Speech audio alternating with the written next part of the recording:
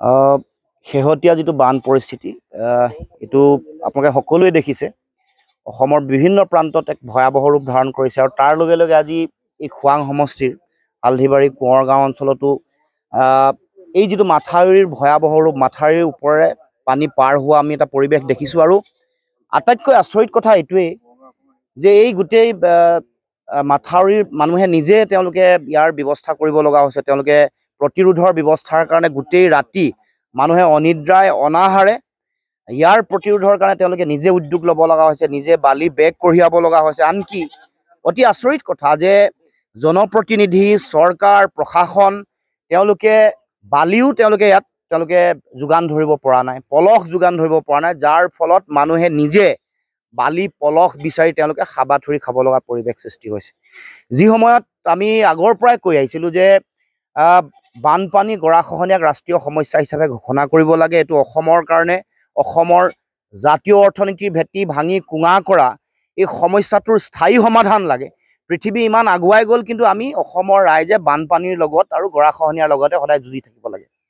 আৰু আচৰিত কথা যে চৰকাৰেও কিন্তু এই ধৰণৰ বান সমস্যা মোকাবিলা কৰিবৰ কাৰণে তেওঁলোকে ব্যৱস্থা নলয়ে। কেৱল মাত্ৰ বানপানী অহাৰ আগে আগে তেওঁলোকৰ এমাহ দুমাহৰ আগত তেওঁলোকৰ কামৰ গতিটো খৰতকীয়া হয়, যাতে তেওঁলোকে এনেকৈ পলস পেলাই বা এনেকৈ পাৰ্কোপাইন দি তেওঁলোকে যাতে মিছা ফলছ বিল দি যাতে তেওঁলোকে কমিশ্যন ল'ব পাৰে, মন্ত্ৰীয়ে কমিশ্যন ল'ব পাৰে, তাতে তেওঁলোক নিমগ্ন থাকে।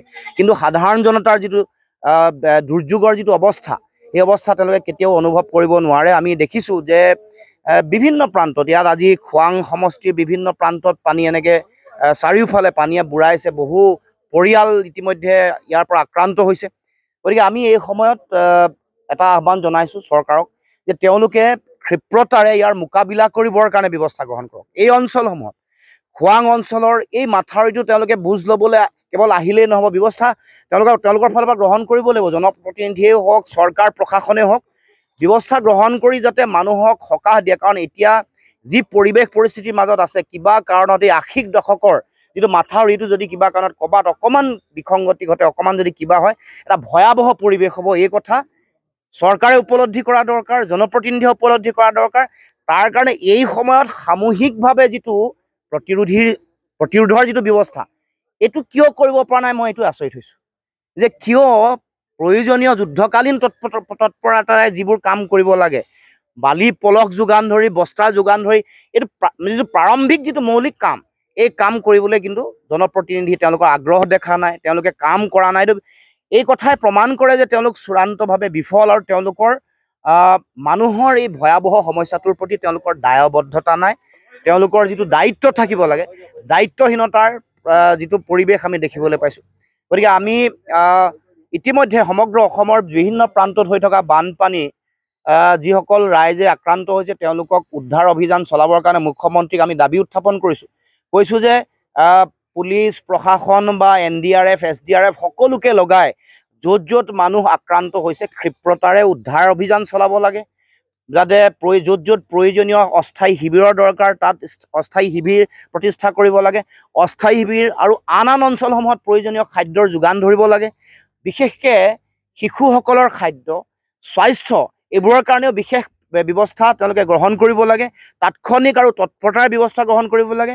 যিসমূহ পশু, সেই পশুসমূহৰ অৱস্থা খুব বেয়া, তেওঁলোকৰ কাৰণে পশু খাদ্য আৰু তেওঁলোকৰ উদ্ধাৰ অভিযানো তেওঁলোকে চৰকাৰে কৰিবৰ কাৰণে বিশেষ ব্যৱস্থা গ্ৰহণ কৰিব লাগে।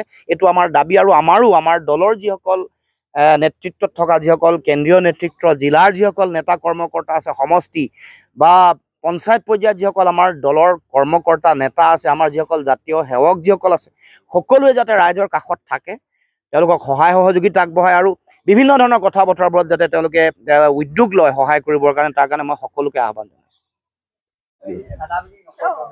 এইটো আজি প্ৰায় 3 দিনৰ পৰাই মানুহে আমাৰ ৰাইজে স্বতঃস্ফূৰ্তভাৱে লাগি আছে। আৰু ইয়াত সম্পূৰ্ণ ডিপাৰ্টমেণ্টেলি জগৰীয়া, যিহেতু ডিপাৰ্টমেণ্ট এইটো কাৰণে জগৰীয়া আৰু চৰকাৰখন সম্পূৰ্ণ জগৰীয়া। কাৰণ ইয়াত আজি যি দিন ৰাত একাকাৰ হৈ লাগি আছে, যদি আজি এই ৰাইজে যদি লাগি নাথাকিলেহেঁতেন, কিন্তু আজি আলি আমি ভাঙি ফালে অৱস্থা বেয়া। অন্ততঃ 150খন গাঁও প্লাবিত হ'লহেঁতেন। আৰু শিৱসাগৰ ডিষ্ট্ৰিক্ট ডিমৌ গোটেই সমষ্টিবাসীও নাথাকে, এনেকুৱা অৱস্থা। ইয়াৰ পৰাতো পানীটো গুচি যাব। আৰু কিন্তু এতিয়া চৰকাৰে যিধৰণে কাম কৰিব লাগে সেইধৰণে কৰোৱা নাই। এতিয়া আপোনালোকে নিশ্চয় দেখিছে ডিপাৰ্টমেণ্টৰ এজন মানুহ নাই। কালি কিন্তু আহিছিলে দুজনমান, ইভাগে সিহঁতি খৰালি টাইমত আহিবলৈ সিহঁতি সময় নাপায়, সিহঁতি AC ৰুমত সোমাই থাকে। আৰু ইয়াত সম্পূৰ্ণ এই চৰকাৰ বিজেপি চৰকাৰ সম্পূৰ্ণ জগৰীয়া বিজেপি চৰকাৰ, যিখন বিজেপি চৰকাৰ অমৃত সৰোবৰৰ নামত কোটি কোটি টকা খৰচ কৰিছে। আজি ইয়াৰ পৰা নদীৰ মাজত অমৃত সৰোবৰ বনাইছে, কিন্তু এই মথাউৰিটো সিহঁতি সুৰক্ষা দিবৰ কাৰণে মথাউৰিটো খৰালি নামত ভাল কৰিবৰ কাৰণে টকা নোলায়। সিহঁতি অকল কয় বিশ্ব বেংকৰ পৰা পইচা আহিছে, আমি স্পেচ হাইৱে বনাম। কাহানিকৈ বনাব? মানুহ মৰি যোৱাৰ পাছত। আজি মানুহে আপোনালোকে দেখিব গোটেই ট্ৰেক্টৰ খেতি পথাৰৰ কাৰণে ট্ৰেক্টৰবিলাক ওপৰত উঠাই থৈছে। হাল খেতি এই ৰোৱা টাইমত মানুহে ৰোৱা তোলা চব বাদ দিলে, ভাত খাবলৈ বাদ দিলে। আনকি ডেলিভাৰী মানুহ আহি পেলাই আলিৰ ওপৰত উঠি থাকিবলগীয়া হৈছে। ইয়াতকৈ দুখৰ কথা হ'ব নালাগে সাধাৰণতে। ইয়াত চৰকাৰ সম্পূৰ্ণ জগৰীয়া। কালি এজন আমাৰ মৰাণৰ বিধায়ক আহিছিলে, আহি পেলাই বেলচা মাৰি দেখুৱাইছে, কিন্তু তেওঁ এই জনসাধাৰণৰ কাৰণে অন্ততঃ বোলে মোক ক'ব নোৱাৰিলে যে মই বালি দুগাড়ী বালি মোৰ ফালৰ পৰা দিছোঁ বুলি। সেই বিধায়কজনে ক'ব নোৱাৰিলে, যাৰ নাম চক্ৰধৰ গগৈ, কিন্তু দিব নোৱাৰিলে। দেখা পাব, তেখেতক দেখা পাব মিডিয়া। তেখেতে ক'ব যে মোলৈ ফটো মাৰ, মই ইয়াত বেলচা মাৰিছোঁ, ফটো মাৰ। কিন্তু তেখেতে ক'ৰবাত যদি ৰাস্তাত বালি দুগাড়ী থয়, বৰষুণ দিলে পানী হৈ পেলাই ৰাস্তা বেয়া বুলি সেইখিনি বালি চিজ কৰাই দিয়ে। মোৰ বালি পলক চিজ কৰাইছিলে সেইজন, মোৰ নাম কৰুণা বৰুৱা, মোক চিজ কৰাইছিলে। কিন্তু আজি এই ৰাস্তাৰ কাৰণে তেওঁ দুগাড়ী বালি দান কৰিব পৰা নাই, অতি দুখৰ কথা। সেইজনে আমাৰ বিধায়ক। এতিয়া কেইখন গাঁও প্লাবিত হৈ আছে বৰ্তমান আপোনালোকে দেখিছে, প্ৰায় প্লাবিত বুলি নহয়, এই কিনাৰে কিনাৰে থকা অন্ততঃ 6-7খন গাঁৱতো একেবাৰে আলি কিনাৰতে আছে। কিন্তু কেনেবাকৈ যদি কিবা এটা, ভগৱানে নকৰক, কিবা এটা যদি অঘটন হয়, এই যে তেওঁলোকে বিজেপি চৰকাৰ যে চৰকাৰ উৰুৱাই দিব ৰাইজে, এনেকুৱা মানে প্ৰতিজ্ঞাবদ্ধ হৈছে।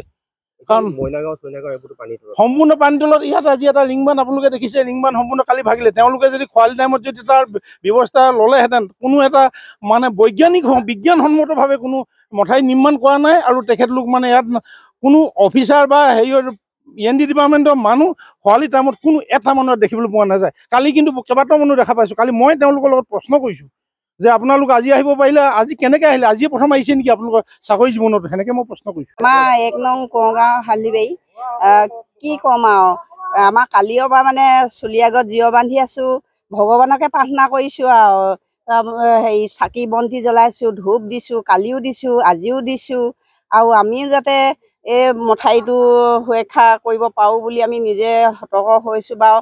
সুৰক্ষা কৰিম বুলিয়ে ভাবি নিশা 2টা বজালৈকে লাগি ফুৰিছোঁ, মতা মাইকী সকলোৱে। ইমানেই মানে ভয়ংকৰ হৈছে, নিশা মানে শুবলৈও ভয় হৈছে। আৰু আমি তুলি টোপোলানো কি বুলি বান্ধো বাৰু? এতিয়া তুলি টোপোলা বান্ধিলে মানুহখিনিও যদি নেথাকোৱা, তুলি টোপোলা বান্ধি লাভ নাই। ঘৰ, স্কুটি, কিবা চাউল ধান চব যেনেকৈ আছে তেনেকৈ আছে। এতিয়াতো পানী ভৰি পৰিছে এতিয়া হেৰিয়ত বাৰীত, আৰু ঘৰো বুং বুং হৈছে। সেইখিনি চব বাদ দিলোঁ। আপোনালোকক কি ক'ম, এই ভগৱানকে চব গতাই দিছোঁ আৰু। কিন্তু এটা দুখী, END বিভাগ বেছি দুখো। তেওঁলোকে আজি ইমান দিন হ'ল চাবলৈ নাহে। কালি বুট জোতা পিন্ধি আহিছে, আৰু খৰালি নহয় এদিন, আৰু ইমানেই মেনমেটি হয়, ক'ত উইঙাত আছে কি আছে সেইবিলাক জুইলেহেতো জানিব। আমাৰ নিজৰ পদূলিবোৰ সকলোৱে নিজৰ আমি মাইকী মানুহে, মই জুই হেৰিডোখৰলৈকে জুই, মই জুই থাকোঁ। এতিয়া এডাল মেটমেটি নাই, এডাল হেৰি নাই, মই জুই থাকোঁ হেৰি কটাৰী হেৰি কৰি পিনি। তেওঁলোকেতো আহিব লাগে। কালি আহিছে, কালি আহি পিনি কিবা কথা এষাৰ ক'ব, দম দিব, সেইটো কথা নহয়। কালি এতিয়া নিশা এতিয়া বালি নাই। আমাৰ এতিয়া ল'ৰাসকলে সকলোৱে চিন্তা কৰিছে, আৰু বালি গাড়ী লাগে, আৰু বালি গাড়ী কি হ'ব। আকৌ ফোনা-ফোনি কৰি লাষ্টত বালি গাড়ী দিছে। মই নিশা ইহঁতৰ লগত মই নিশা 2টা-3টা বজালৈকে বস্তা দাঙিছোঁ, ভৰাইছোঁ, চুচুৱাই আনিছোঁ। কিহৰ কাৰণে আনিছোঁ? সকলো ৰাইজৰ কাৰণেতো এইটো সুৰক্ষাটো কৰিছোঁ। অকলেতো মই জীয়াই নাথাকোঁ, চবেই জীয়াই থাকিব। আমি এতিয়া এইখন গাঁও অকল নুবুৰে নহয়, 4খন-5খন গাঁও শেষ হৈ যাব। আমাৰ এতিয়া খেতিপথাৰ যিটো অৱস্থা হৈছে, এতিয়া চবেইতো গাড়ী চাড়ী চব তুলি মেলি ইমানে ভয়ংকৰ হৈছে। এতিয়া কিছুমান আহিছে, ল'ৰাসকল আহিছে, কিছুমানে চাইছে, কিছুমানে সহায় কৰিছে। চবেই অকৰাই লাগিছে, কাকো নুদুখো। চবেইতো ভয়ংকৰ হৈছে এনেকুৱা পানী দেখি পিনি। মই ধন্যবাদ দিছোঁ আপোনালোকে যে এনেকৈ আহিলে। কালি এইটোৱে ভগৱানক প্ৰাৰ্থনা কৰিছোঁ, আপোনালোকেও কৰিব যাতে ভগৱানে ইমানতে ৰক্ষা কৰে আৰু। তেওঁলোকৰ নিজ মানে ৰাস্তা লওক, ভালদৰে ৰক্ষা কৰক সকলোকে, কাকো হেৰি কৰক। কিন্তু END বিভাগহে মই দুখুৱাওঁ, তেওঁলোকৰ দায়িত্ব সেইটো। আমাক ক'ব কি, অফিচলৈ আপোনালোকে খা-খৰালিমহীয়া অফিচলৈ যাবচোন, তাত ধৰিবগৈ। আমি ধৰিবগৈ লাগে নে তেওঁলোকে ধৰিব লাগে? যিকোনো খবৰৰ বাবে যোগাযোগ কৰক আমাৰ এই নম্বৰত 7099017330 আৰু 7099017110।